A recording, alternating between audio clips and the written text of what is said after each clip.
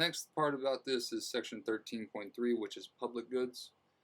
So basically what's happening here is that we do have goods that are produced in the market, right? So the things that people are demanding, right? We're going to have the firms that are supplying it. Now there's going to be some things that firms are just not going to supply, right? And the reason is because the cost to make it for them, there's no benefits for them. So for example, a firm probably won't make roads because it's a lot of money to just make roads, and it's really really hard to charge how much for those roads. We do have toll roads which are closer to trying to make it a market for that, but think about how many roads they are and how they're created. Most of the time it's just better for the government to make roads. And this applies with anything that the government's doing, such as parks. Okay, so basically a government built a park, okay, because now we can just have everybody go to the park instead of like a private park where it's a little bit harder to kind of keep people like making people pay for it. And we'll talk about that in a second. But the thing is that we do have a lot of public goods. A good that is non-excludable and non-rival. It is difficult for the market producers to sell to individual consumers. So basically, it's really hard for a firm to sell a park to an individual consumer. We do have amusement parks, right, where we kind of close it off here, but we do have people that are demanding just a park in general, right? We don't need all the extra stuff. We just want a nice place to go. And if we just want a nice place to go, sometimes there's not that extra profit in there for a market to produce a park. So we have the government do those. Okay. So the reason we have public goods is so we have more people that are able to consume them. So a true public good will be non-excludable. Basically, it is where you do not exclude anybody. So basically, anybody can come in, and you cannot turn them away. All right, you're not excluding somebody from coming in, and like if you had a pizza party, anybody can come and have your pizza. Right, so it is non-excludable. You don't have to be a part of a certain company in order for you to come in and have pizza. It's just non-excludable. All right, non-rival would mean when one person's use of the public good does not mean other people cannot use it. Okay, so basically when something is non-rival, it's like I can breathe air and you can breathe air at the same time. So that's a public good, right? So air, just because I'm breathing it doesn't mean you can't breathe it too, right? We're standing next to each other and we're both breathing. Non-rival. Something that would be rival would be if I had a slice of pizza, right? If I'm eating it, can you eat it? No, right? So that's the thing, is that because I'm eating my slice of pizza, you cannot also be eating that slice of pizza. So that would be rival.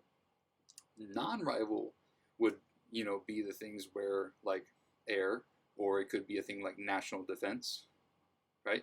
Basically, I'm being protected by the government's national defense. I may not see it or anything like that, but I am being protected from the national defense. And because I'm being protected, guess who's also protected? You, right? Just because I'm being protected does not mean you can't be under national defense. Other services like fire and police services, right? Those are also non-rival, non-excludable, right? Or the idea is that they're non-rival, non-excludable, right? So basically, anybody, like if your house is on fire, fire department will come and help you. Non-rival meaning that if they're coming out to, your house, right, and another house catches on fire, they will help both of them. Non-rival. Okay, there's not just going to be your house. Okay, so non-excludable, non-rival. Okay.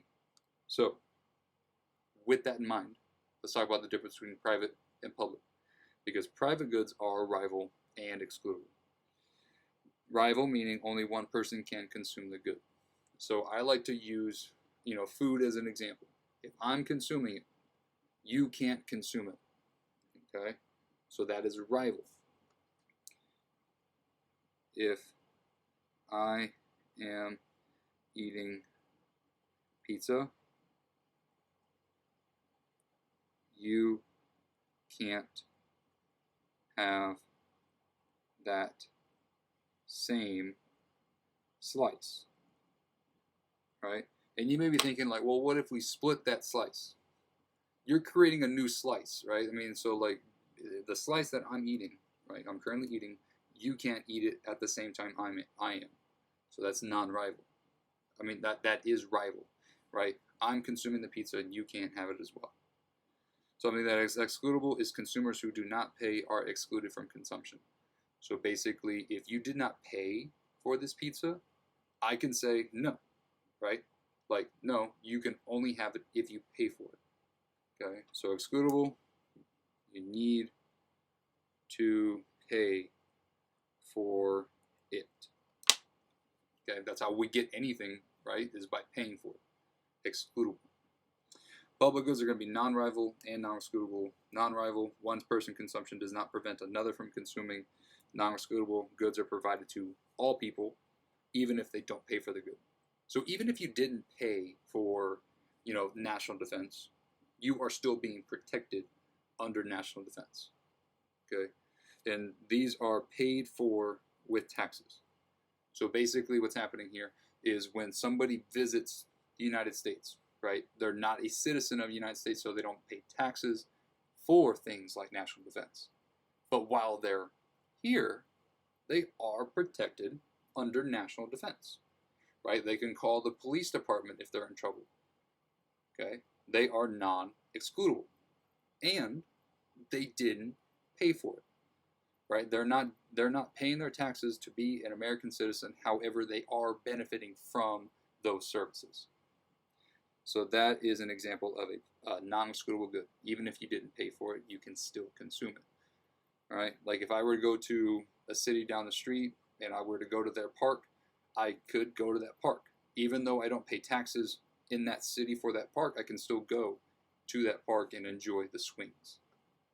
Okay? So non-excludable.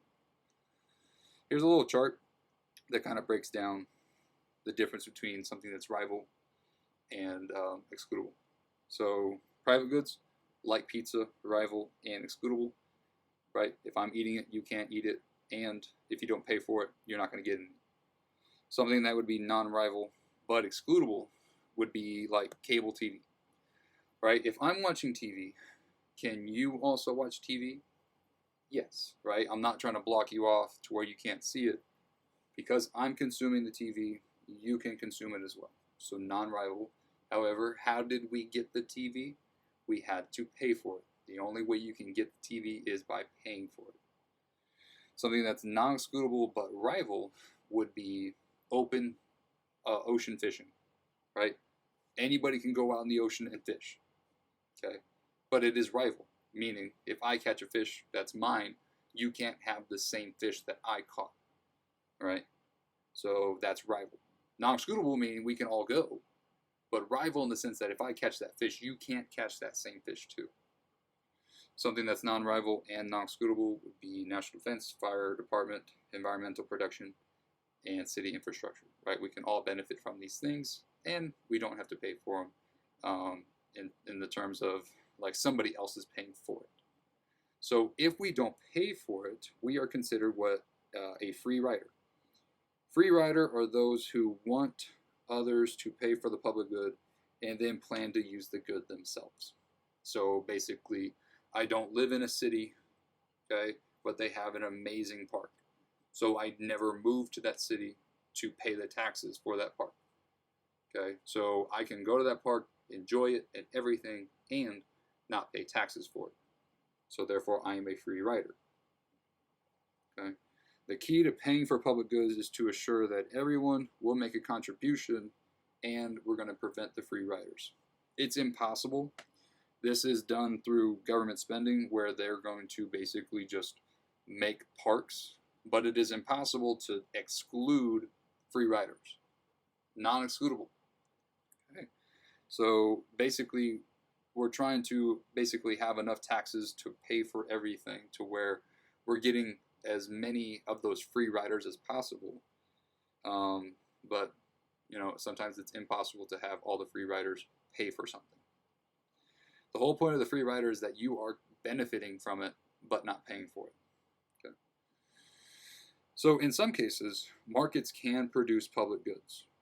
Now they can create an indirect way of charging for it, right? For an example, radio is a public good, and the revenue made by the radio station could be from advertising, and then they're charging listeners by taking up some of their time. So basically, they have advertisements, and because you buy the product from the advertisement, you are paying for the radio, right? So that's kind of an indirect way of how a market could pay for a public good. So, in terms of public goods, the main thing here, governments are the ones that are providing that through taxes. There are social pressures, and personal appeals can also reduce the number of free riders and collect resources for public goods. So basically, sometimes we will have parks that will, ask for your ID if you can't go to a certain park. We'll have certain situations where you have to pay a little fee in order to go somewhere, right? There might be a reduced fee for citizens, right? So citizens of that city might have a reduced fee for going somewhere. So, that's how we try to limit free riders. The whole point I want you to make here is that public goods are non-rival, non-excludable, and the issue here is the free rider, getting something without paying for it. Okay? So, that is it for this chapter. I'll see you in the next one. Bye.